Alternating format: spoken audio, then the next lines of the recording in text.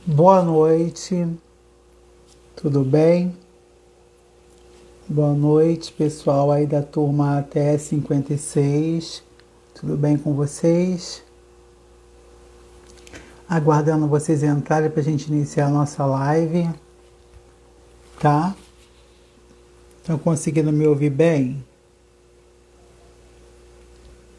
Estão conseguindo me ouvir bem?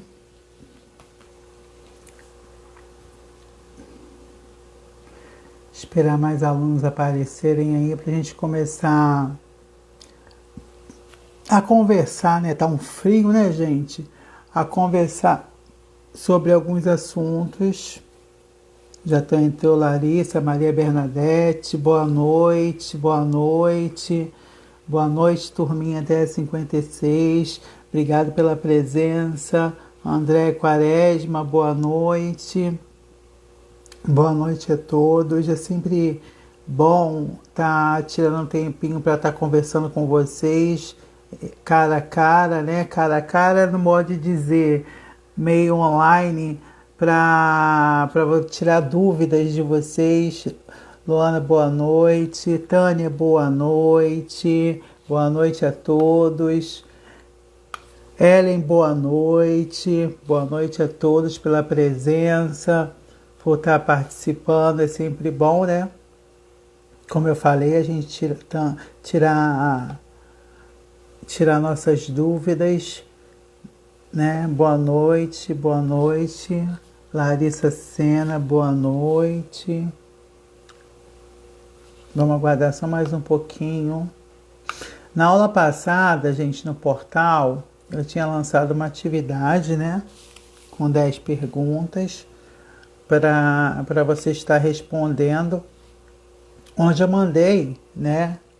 O gabarito das respostas para vocês.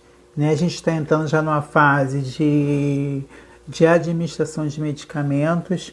Nós já passamos pela fase dos sinais vitais, né? Que são os sinais de vida apresentados por todo indivíduo, que é a pressão arterial, a frequência cardíaca, a frequência respiratória, a temperatura corporal e a dor, que é o quinto sinal vital. Né? Então todos já passamos por essa fase desse estudo online aí de sinais vitais. Estamos entrando agora numa parte um pouco complexa da enfermagem, que é a administração de medicamentos.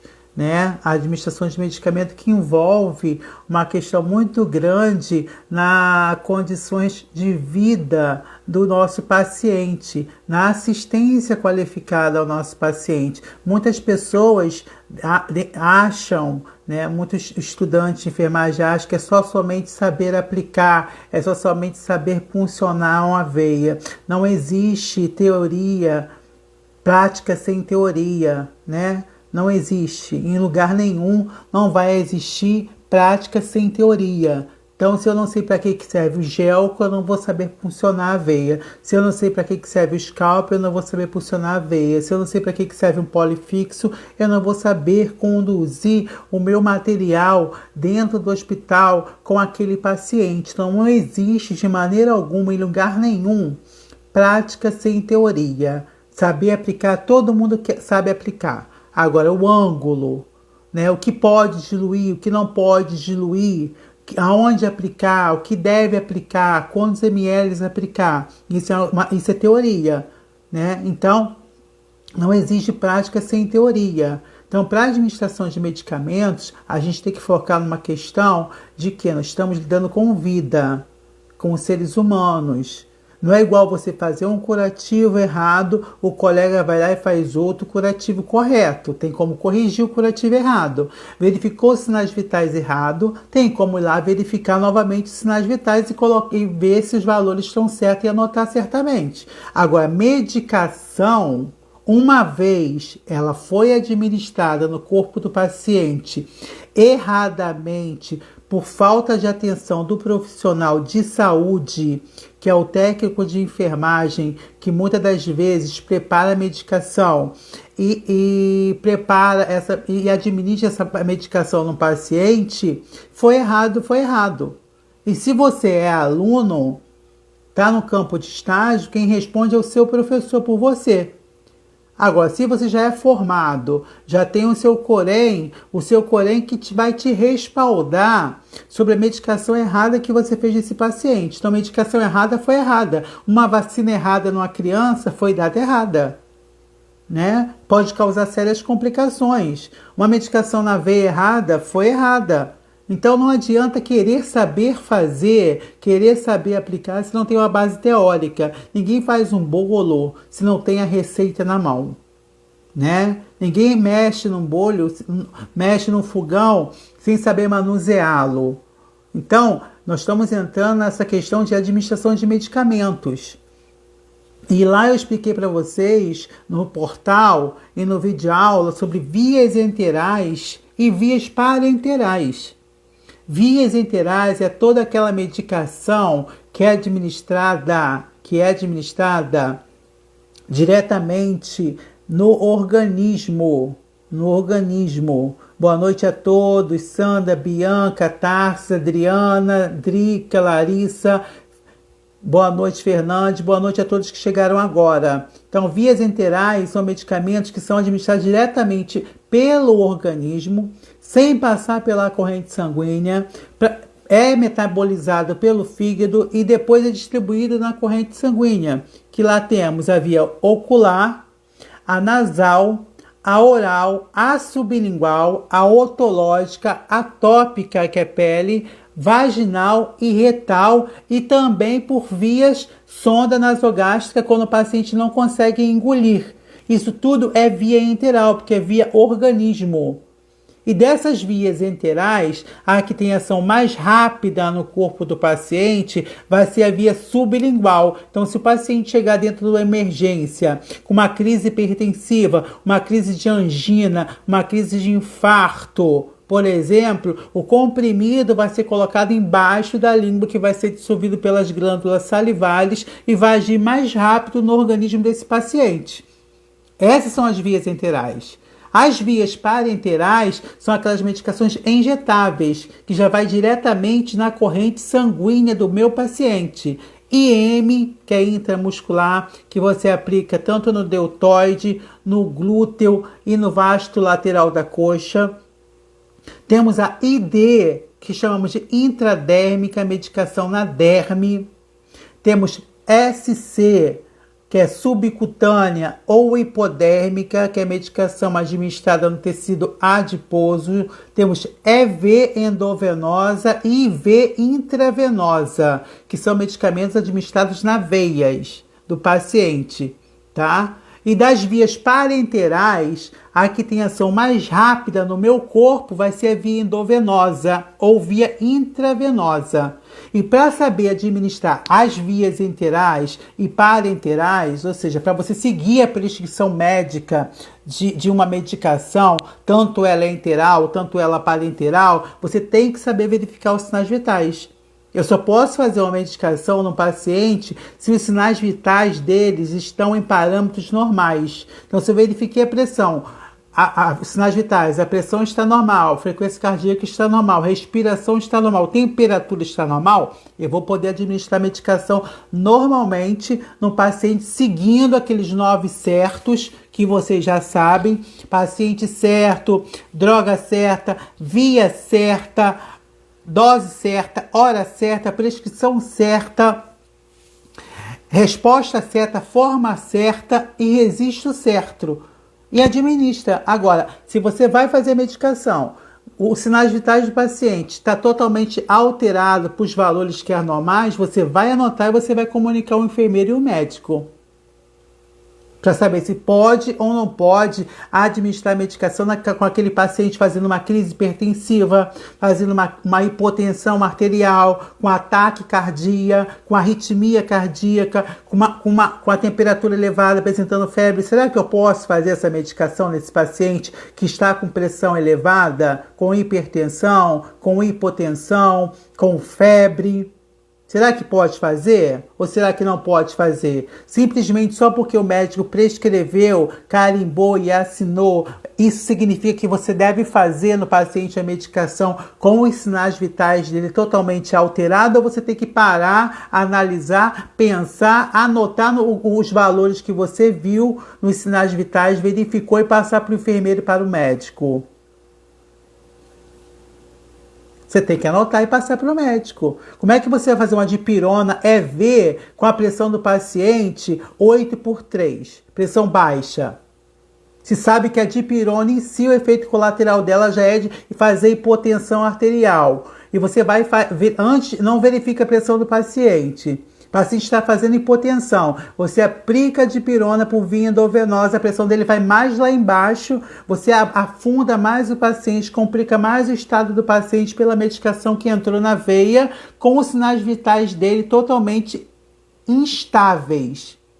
Então, por isso, antes de fazer qualquer medicação, não importa a via, se é via enteral, aquela que eu falei, boa noite, Cíntia, se é via parenteral, que é aquelas que eu falei, sempre verifique os sinais vitais.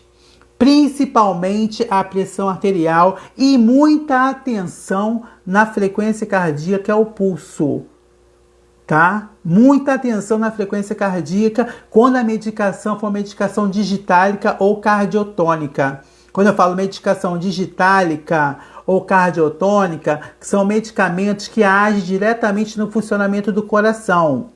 Ah, professor, como é que eu vou saber que o medicamento é digital e cardiotônico? É só você olhar para o prontuário do paciente e ver o diagnóstico. O paciente é cardiopata, problema de coração. Tem uma insuficiência cardíaca congestiva, problema de coração. Tem uma angina, tem um infarto, tem uma artéria entupida, um problema na artéria coronariana. É só você olhar para o diagnóstico. E antes de administrar essa medicação digitálica ou cardiotônica, seja ela por via endovenosa das parenterais, seja ela por via sublingual das enterais, a mais rápida, sempre pare e verifique a frequência cardíaca. Se a frequência cardíaca estiver abaixo de 60 batimentos por minuto, segundo o protocolo, você não deve administrar uma medicação digitálica ou cardiotônica. Tá? Você deve o quê?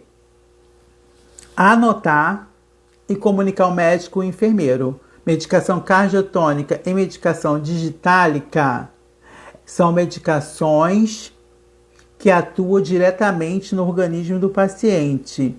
E o papel principal do técnico de enfermagem, que é dele a atribuição de administração, de diluição, de preparar a frequência cardíaca antes. E não administrar caso a frequência cardíaca desse paciente esteja abaixo de 60 batimentos por minuto. Ele vai anotar e vai passar para o seu superior médico se tiver nos parâmetros normais, você administra a medicação, faça o registro da medicação, anote a medicação, relate a resposta do paciente em relação à medicação e pronto. Fora isso, se tiver alteração nos sinais vitais que você verificou antes de administrar a medicação no paciente, você anota e comunica o médico, mas não administre de maneira alguma medicação, não importa a via, se é enteral, se é parenteral, em pacientes que estão com sinais vitais totalmente instáveis, ou seja, não estão normais, principalmente a pressão arterial e a frequência cardíaca. E sempre fique atento em medicação digitálica ou cardiotônica. Medicação digitálica ou cardiotônica são aquelas medicações que agem diretamente no funcionamento do coração. Verifique sempre a frequência cardíaca antes e não administre se a frequência cardíaca desse paciente estiver abaixo de 60 batimentos por minuto. Você anota, chama o enfermeiro e comunica o médico, mas não administra, porque você pode causar um dano pior à vida desse paciente. E uma vez a medicação errada, ela foi errada. Não tem como a gente voltar, entrar e pegar a medicação novamente. É uma coisa que você pode levar um paciente a óbito, né? Ou complicar a vida dele por uma medicação que você fez errada e não seguiu ali os 9 certos da enfermagem para administração de medicamento, né? Que é paciente certo com nome e sobrenome, leito, enfermaria, a droga certa, a dose certa, a via certa, né? Se é via enteral, se é via parenteral. A hora certa da medicação você tem que respeitar. A prescrição médica tem que estar prescrito. Nós só seguimos medicação por ordem verbal do médico quando há casos eminentes de morte, quando o paciente está correndo risco de vida e pode ir a óbito. Aí sim nós seguimos, isso é uma legislação, é legalizado pelo Conselho Federal de Enfermagem, pelo Conselho Regional de Enfermagem, é o único ato que a enfermagem deve realizar e não seguir o protocolo de prescrição médica. A gente só não segue a prescrição médica, só segue por ordem verbal, caso o paciente esteja em questão de morte ou óbito. Então, só vamos seguir prescrição médica por ordem verbal em caso eminente de morte. Fora isso, tem que estar prescrito e assinado, tá? Tem que ter a resposta certa do paciente, a forma certa da medicação e o registro certo da medicação, tá? Então, antes de administrar qualquer medicamento, não importa a via, eu repito várias vezes isso, verifique os sinais vitais do paciente, vê se estão normais os sinais vitais, pergunta ao paciente se ele tem alergia a algum tipo de medicamento ou não tem alergia, porque isso às vezes passa despercebido pelo médico. Às vezes lá no consultório o médico não pergunta para o paciente se ele tem alergia ou não ao medicamento, aí chega na mão da enfermagem, que isso acontece muito. Quando a gente vai administrar o medicamento no paciente, o paciente pergunta logo pra gente, pra mim, enfermeiro, pro técnico, o que você tá aplicando em mim? O que eu vou tomar? Que muitas das vezes ele não perguntou pro médico e acaba perguntando para nós que somos da área da enfermagem, que estamos preparando e diluindo essa medicação. E você fica assim, por que não perguntou pro médico? E acaba respondendo grosseiramente o paciente. Mas, na verdade, você tem a função de saber para que serve aquela medicação, já que você está preparando. Então, se o técnico me passa, eu sou paciente, uma desconfiança na medicação e não sabe o que está administrando em mim, eu não vou deixar de administrar, não. Entendeu?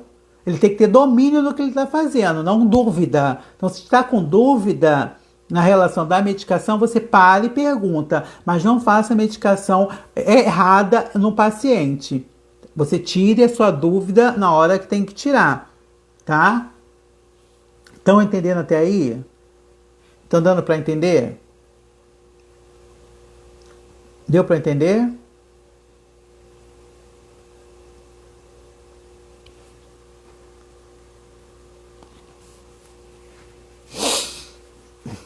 Deu para entender, né? Mais ou menos, né? Creio eu que sim.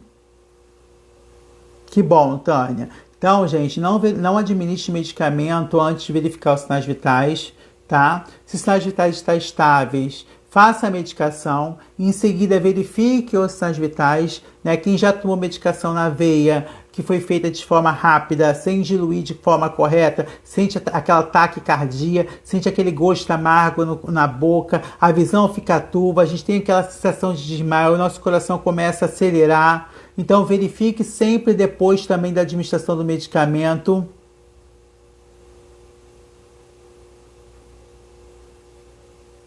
Pois é, e a Ellen falou, eu sempre pergunto quando vai fazer uma medicação em mim. Todo mundo pergunta. Todo mundo pergunta quando vai fazer uma medicação. Principalmente a mãe que está com o filho. A mãe vai querer saber o que você está aplicando no filho. Por mais que ela passou pelo médico e lá ela não... Boa noite, Gisele. Por mais que ela passou pelo médico e lá ela não perguntou. Mas vai perguntar para o profissional de enfermagem que medicação vai tomar. E você não vai saber que medicação vai dar. Porque você não está estudando, você não está lendo. E aí você acaba, não sei. Ah, mas para que serve essa medicação? Não sei, porque não perguntou ao médico. Não, não é assim. Tem que responder para o paciente, é direito dele saber o que está sendo feito nele, tá? Então, antes de administrar qualquer medicamento no paciente, preste atenção nos sinais vitais do paciente, tá? Se os sinais vitais estão totalmente instável, nos valores alterados, você anote, não administre a medicação, comunique o médico, tá? Principalmente medicação cardiotônica ou digitálica, que são medicamentos que atuam no funcionamento do coração. Dê atenção à frequência cardíaca. Se o pulso estiver abaixo de 60 batimentos por minuto, você não administra, você anota e comunica o médico, deixa que o médico vai decidir junto com o enfermeiro o que fazer com esse paciente, qual a melhor forma para administrar o medicamento. Tá? E sempre preste atenção nos 9 certos antes de administrar o medicamento. Uma coisa muito importante que eu deixei no portal para vocês lerem, né? Muito importante que eu deixei no portal para vocês lerem, né? Os cuidados com a administração. Vou começar com a administração dos medicamentos. Não prepare medicamento por outra pessoa. Sempre identificar o paciente, que é muito importante identificar o paciente, né?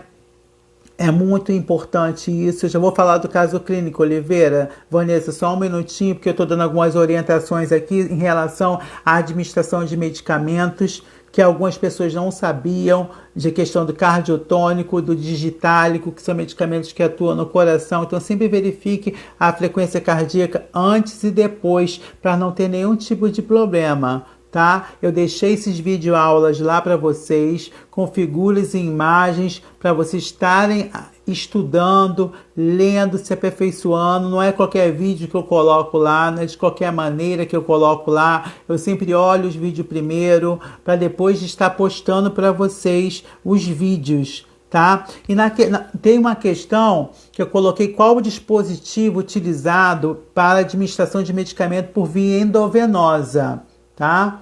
Dentro do hospital existem 2 tipos de dispositivo para você usar por via intravenosa e endovenosa, que é o gelco. O gelco tem unido a ele o polifixo, tá? E tem o scalp. Gelco é o catéter intravenoso, né? De maior calibre, com durabilidade longa para volume hídrico de líquido, e sempre tem que ter unido ao gelco o polifixo. O polifixo é esse aqui, é um intermediário com várias conexões que permite ao profissional fazer várias medicações na mesma veia, tá? E tem o scalp, que é o catéter agulhado, que tem pouca durabilidade. Ele não aguenta tanta carga de líquido na veia quanto o gelco. Então, toda emergência se funciona a veia do paciente com gelco e polifixo. Sempre. Toda emergência usa gelco com polifixo. O scalp não. O scalp é só para fazer a medicação, o paciente ser liberado, para colher sangue, ou o paciente ficar só em observação. Agora, chega um paciente politraumatizado, no trauma, é um paciente que tem que operar, está sangrando, precisa de volume de líquido por via endovenosa, funciona a veia dele com gelco mais o polifixo, tá? Que o polifixo vai permitir você fazer 2 soros na mesma veia, fazer várias medicações na mesma veia, não tem problema nenhum. Mas não funcione com o scalp. Toda emergência sempre funciona a veia com gelco. E todo gelco tem unido ele um polifixo. E a função do polifixo é fazer o quê? Várias medicações na mesma veia, tá? Fazer várias medicações na mesma veia. Aí chega dentro do hospital, pede para você, pega um polifixo. Eu não sei o que é polifixo.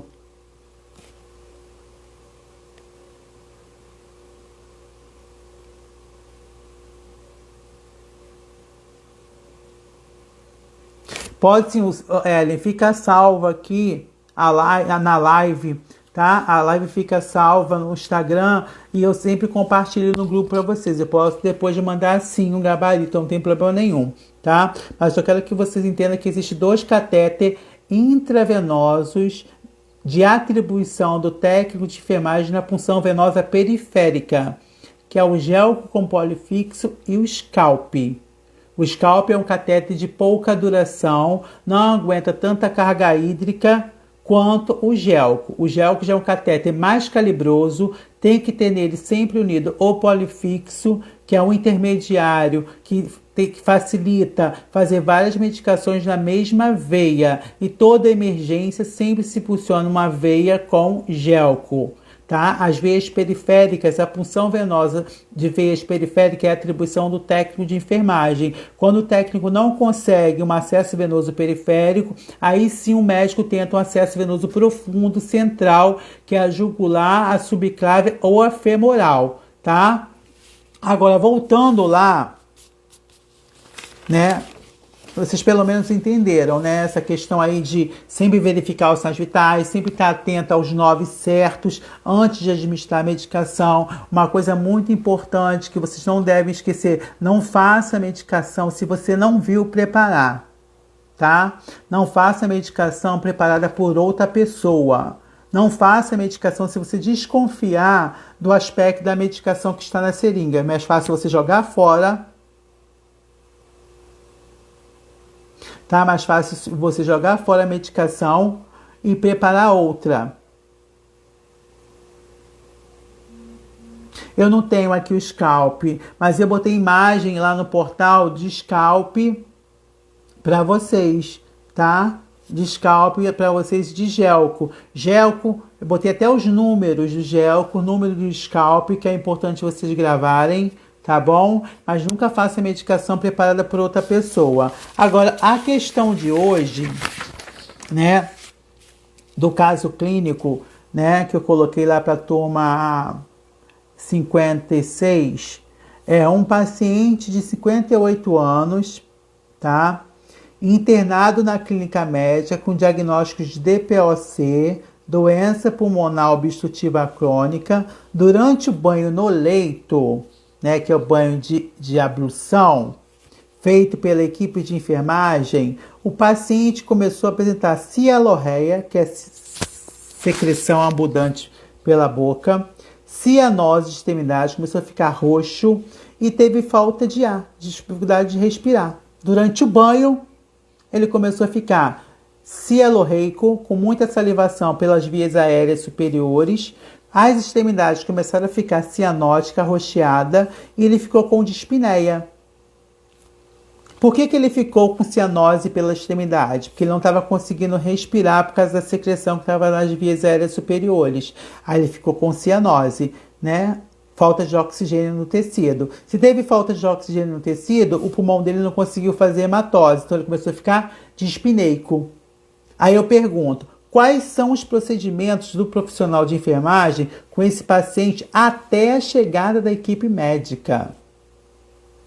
Até a chegada da equipe médica. Eu quero que vocês entendam uma coisa. Quando vocês estão dentro do ambiente hospitalar, trabalhando, já formados, a primeira coisa que o paciente vê são os técnicos de enfermagem. Quem fica 12 horas, 24 horas cuidando do doente é o técnico de enfermagem. Então é o técnico de enfermagem que vê todas as alterações clínicas no paciente e chama o médico. Mas esse chamar o médico não é largar o paciente e chamar o médico, não. Um colega vai chamar o médico e o outro colega vai dar assistência para o paciente.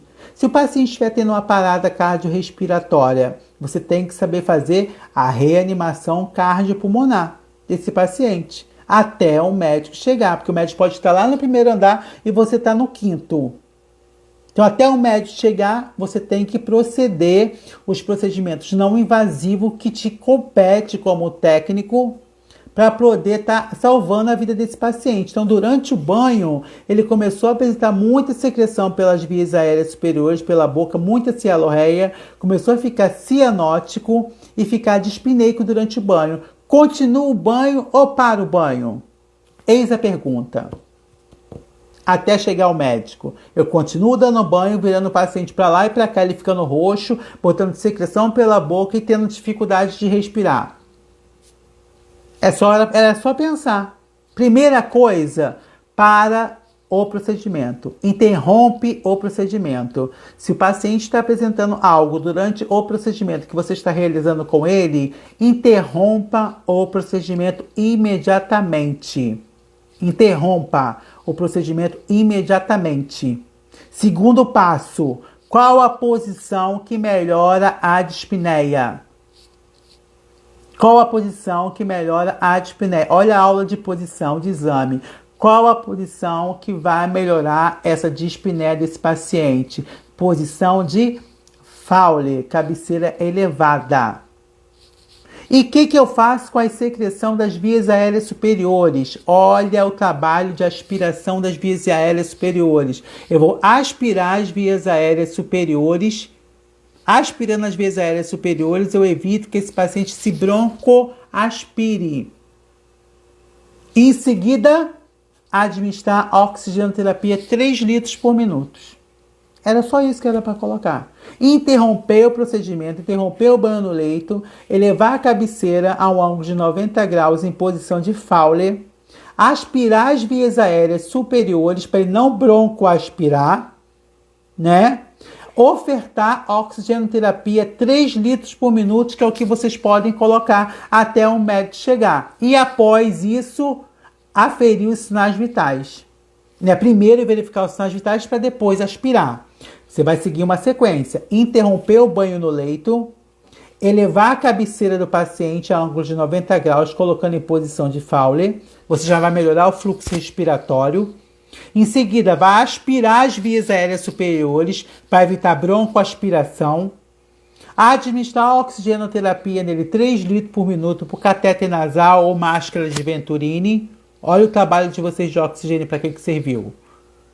E depois, verificar os sinais vitais. Quando a equipe médica chegar, você já vai falar para o médico, coloquei em posição de Fowler, aspirei, coloquei 3 litros de oxigênio no paciente, o médico só vai prescrever a medicação. Mas não, o profissional de enfermagem, ele gosta de esperar o médico chegar, tá? Para começar a fazer o procedimento que é dele.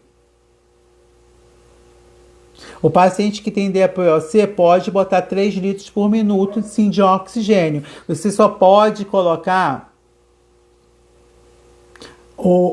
3 litros de oxigênio por minuto no paciente, o que compete ao técnico de enfermagem. Você não vai aumentar o oxigênio para causar uma hiperventilação, não, tá? Então, o primeiro passo aqui era interromper o banho no leito, tá? Interromper o procedimento de enfermagem.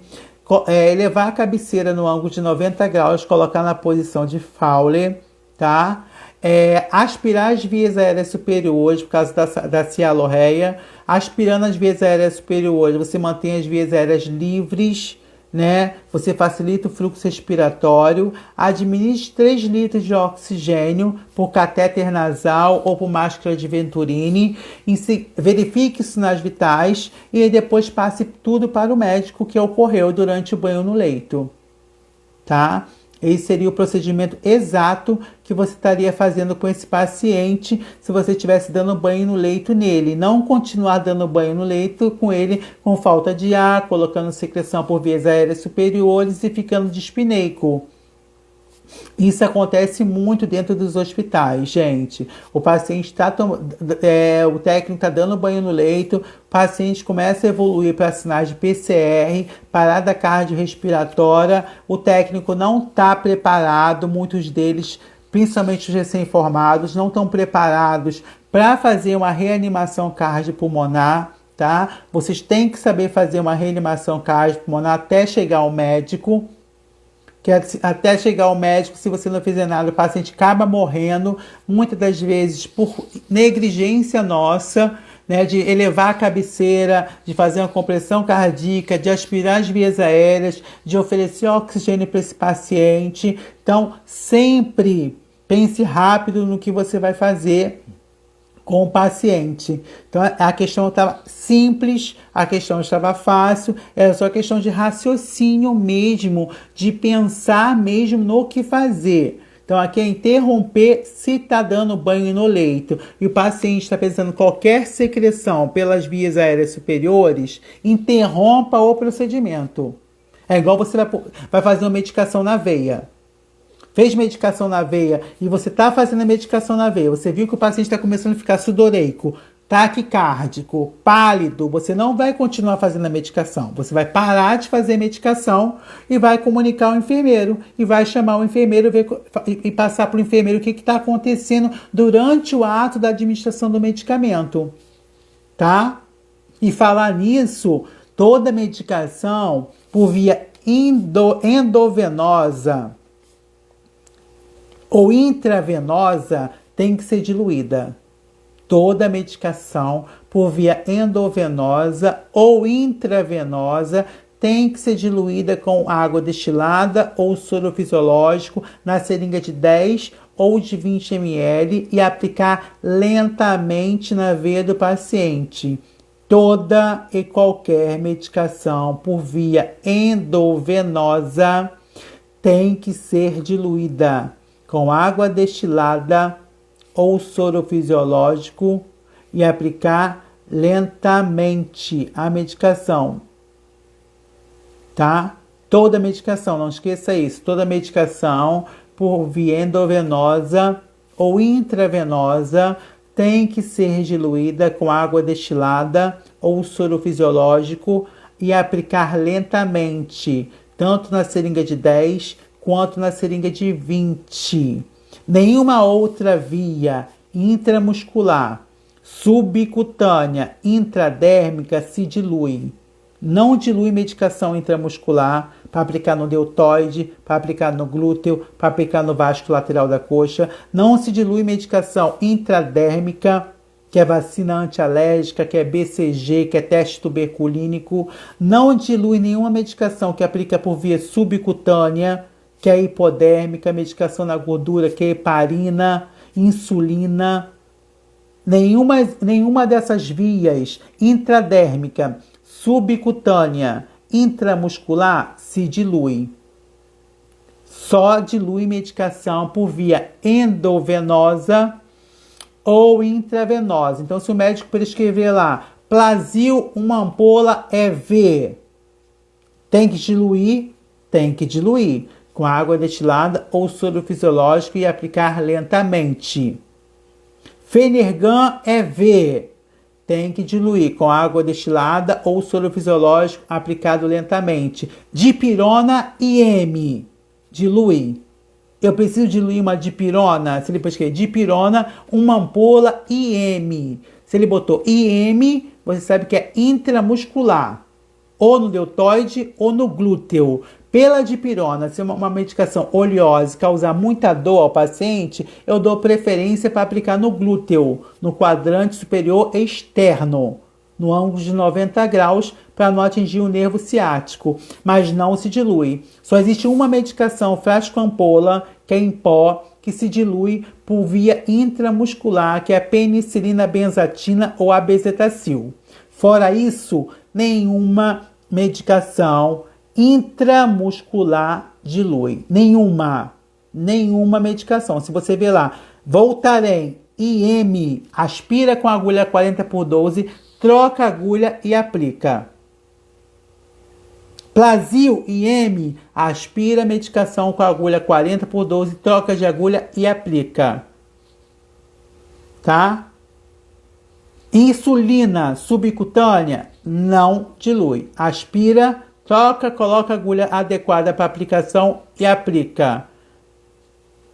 Tá? Teste tuberculínico para tuberculose intradérmico, aspira, troca de agulha e aplica. Via intradérmica, subcutânea, intramuscular, não se dilui nem com água destilada nem com soro fisiológico. A única medicação intramuscular que se dilui intramuscular é a penicilina benzatina ou a bezetacil. Agora, todo ou qualquer medicamento por via intravenosa ou endovenosa, seja feita pelo dispositivo Gelco, seja feita pelo dispositivo Scalp, seja feita diretamente pela seringa de 10 ou 20 ml, tem a necessidade de ser diluída com água destilada ou soro fisiológico, aplicar lentamente, bem devagar, bem lentamente. A única dosagem de medicação feita na veia em menos de 1 minuto, que não há necessidade de diluir, é bolos. Bolos é a dosagem de medicamento feito por via endovenosa rapidamente na veia em menos de 1 minuto, que é só feita em caso de parada cardiorrespiratória. Se o médico chega para você, aspira adrenalina e atropina e faz em bolos. Adrenalina e atropina. Adrenalina é o medicamento que aumenta a contração do coração. A atropina é um antiarrítmico, controla a arritmia do coração. São as duas medicações mais usadas na parada cardiorrespiratória. Então, se o médico chegar para você e falar assim, aspira 2 ampolas de adrenalina, 4 ampolas de atropina, aspira, faz em bolos. Faz em bolos. Você fala, faz em bolos, aspirar a medicação e aplicar na veia, sem diluir. Bolos é uma dosagem de medicamento feita por via endovenosa em menos de 1 minuto, sem ter a necessidade de diluir. Só é feita em caso de PCR, parada cardiorrespiratória, principalmente a adrenalina e a atropina. As demais medicações, todas são diluídas com água destilada ou soro fisiológico, tanto na seringa de 10 quanto na seringa de 20, ou quando o médico prescreve para colocar no frasco do soro. Tá? Se o médico prescrever para você assim, Buscopan, uma ampola no soro fisiológico, você só vai aspirar o Buscopan e colocar dentro do frasco do soro fisiológico. Complexo B, vitamina C no soro glicosado. Você vai aspirar o complexo B, a vitamina C vai colocar dentro do soro glicosado. E toda a medicação diluída dentro do soro, anexada ao soro, eu chamo de aditivo. Aditivo é todo e qualquer medicamento que está dentro do soro, tanto ele fisiológico, tanto ele glicosado, tanto ele ringue com lactato. Então, toda medicação que está anexada, diluída dentro de um soro de 100 ml, de 250 ml, de 500 ml, eu chamo de aditivo. Toda medicação feita por via endovenosa em menos de 1 minuto, sem ter a necessidade de diluir, que é feita em casos de PCR, eu chamo de bolos. Fora isso, toda terapia medicamentosa por via intravenosa ou endovenosa tem que ser diluída com água destilada ou soro fisiológico e aplicado lentamente. Deu para entender? Deu para vocês entenderem, mais ou menos? E nenhuma medicação intramuscular, pelo amor de Deus. Quando você pegar uma prescrição médica e tiver lá prescrito dexametasona, uma ampola EV, dilui. Se você viu que está escrito EV, dilui. Que agulha que você vai usar para aspirar essa medicação? 40/12. Que seringa que você vai usar para diluir essa medicação? Seringa de 10 ou de 20 ml. Que dispositivo você vai usar para funcionar essa veia? Se for só para fazer medicação e o paciente for embora, scalp. Se for para internar o paciente, gelco com polifixo.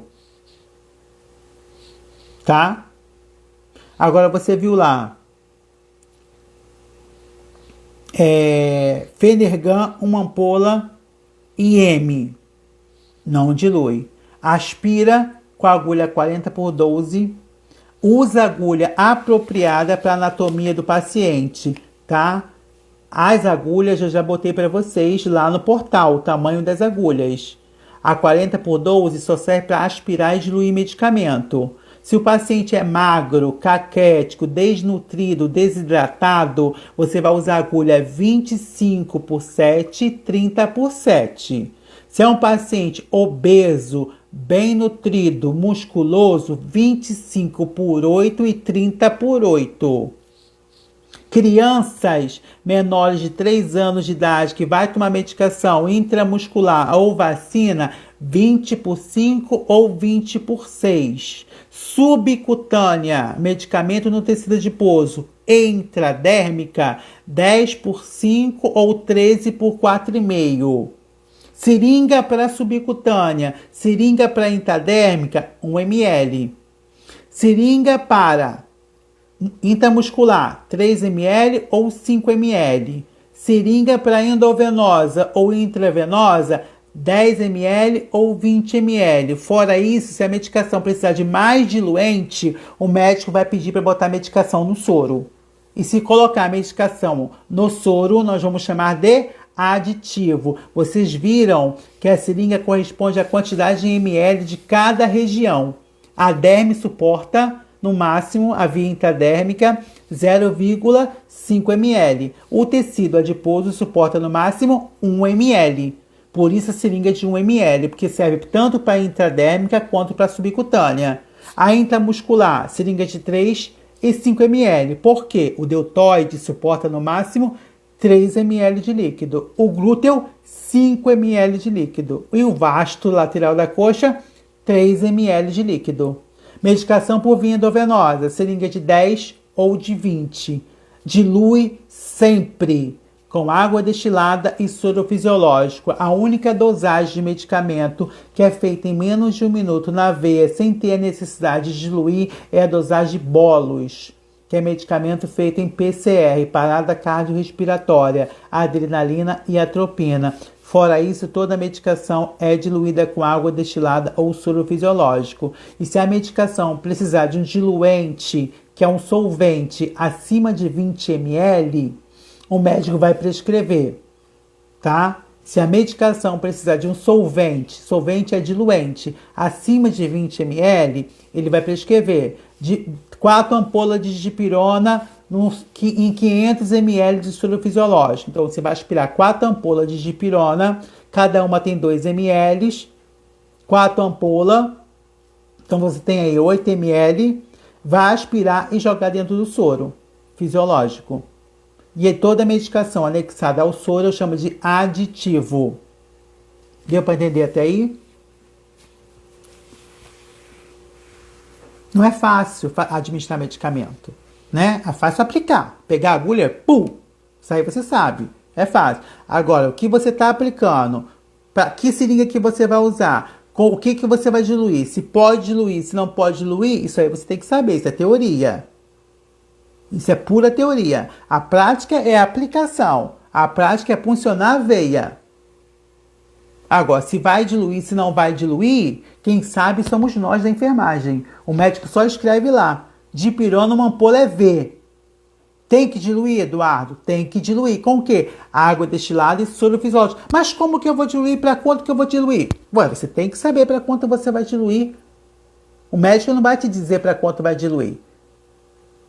Ele só vai te dizer se a medicação for para colocar no soro. Aí ele vai escrever lá: 4 ampolas, 2 ampolas de Buscopan composto no soro glicosado. Aí você vai aspirar a medicação e vai colocar dentro do soro. Isso quando a medicação precisa de um solvente, né?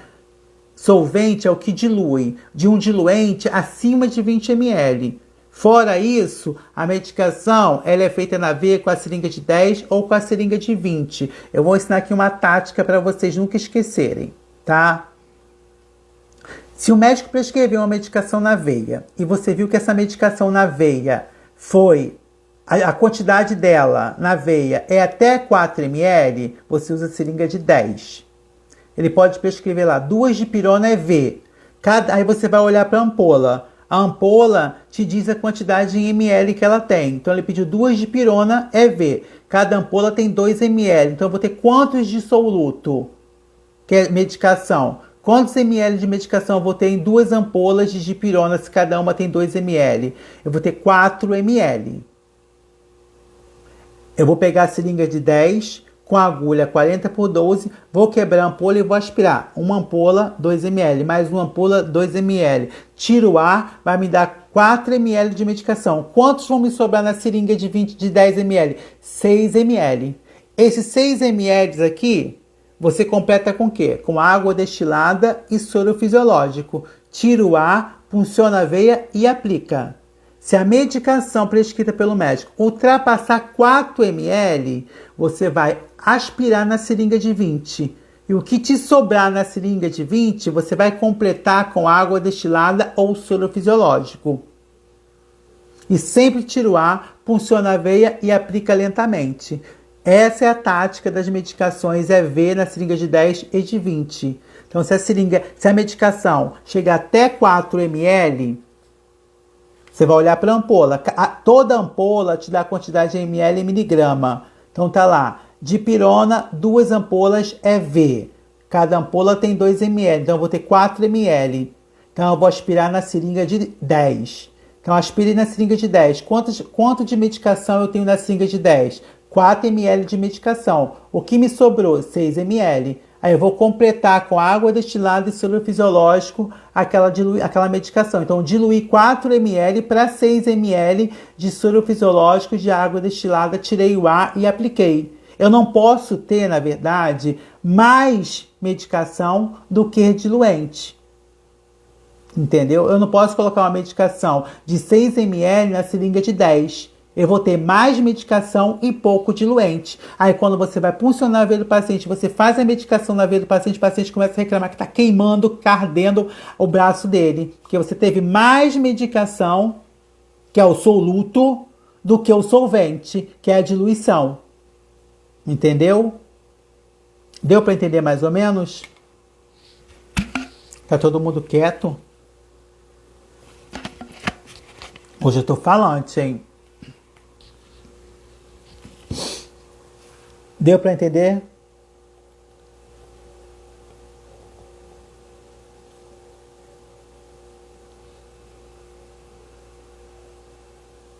Alô? Vocês estão aí? Eu quero saber se deu para entender.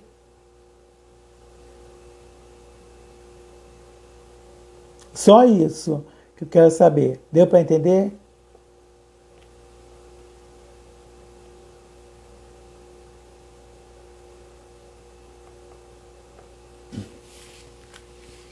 Que bom que vocês entenderam. Ótimo.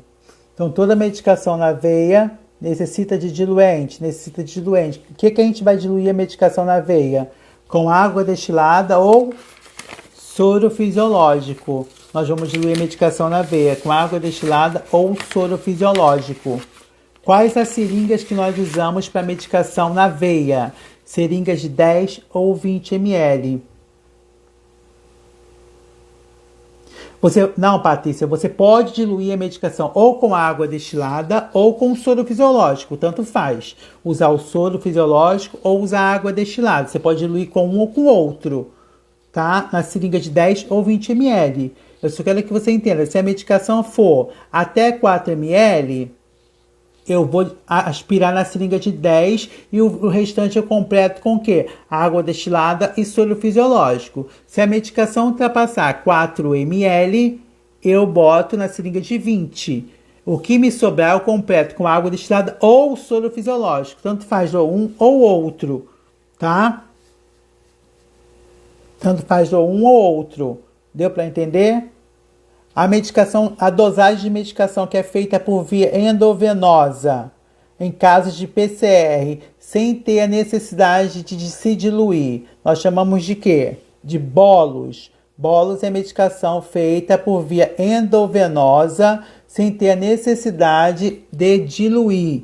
Só é feita em caso de parada cardiorrespiratória, que é a adrenalina e a atropina, que são as medicações mais usadas na parada cardiorrespiratória, tá? A adrenalina e a atropina. Quando a medicação for prescrita pelo médico e tiver que ter um diluente maior que 20 ml, o médico vai prescrever para vocês na prescrição médica, tá?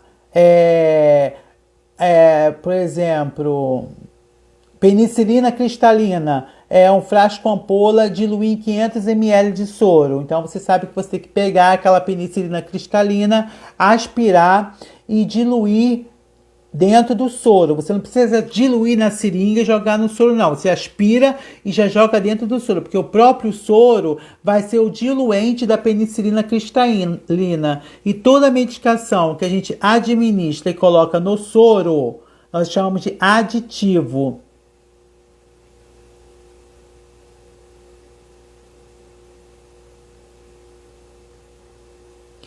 Vanessa, você é da 56?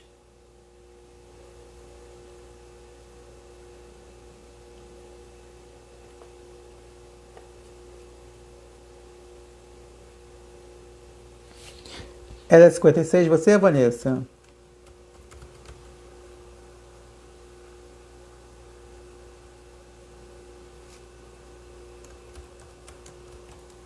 É?